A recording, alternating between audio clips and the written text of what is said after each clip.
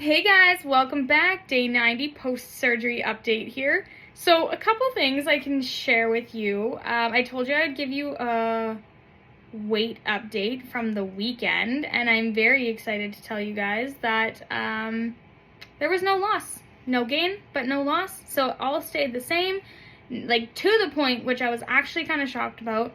But yeah, we stayed the same. So, my little bender of having a little bit more takeout wasn't a big deal. Now, I'm not 100% surprised by that because I do try to be very mindful and intentional about what I'm eating when I eat out.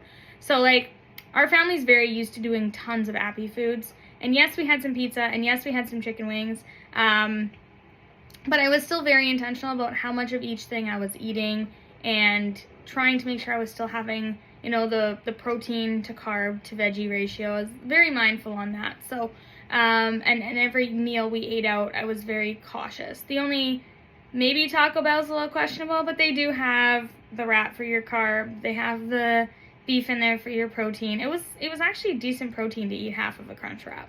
And there's still lettuce and tomatoes in there. So we got a little bit of everything. Might not quite be the right ratios, but we're pretty darn close.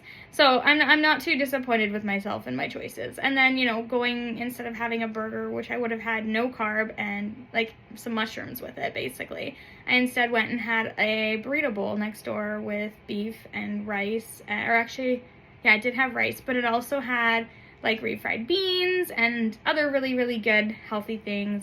Some vegetables and all that, and some salad, lettuce, and all that good stuff. So it was reasonably healthy. So I'm pretty happy with my choices that I made, and I think that's a big part of why I didn't have a game.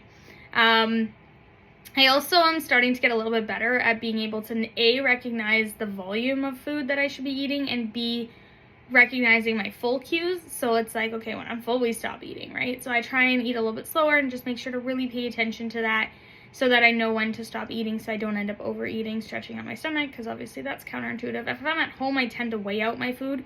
But when you're on the go, I'm not going to take measuring cups everywhere I go. I do not need any extra stuff in my purse. I have enough stuff to carry around.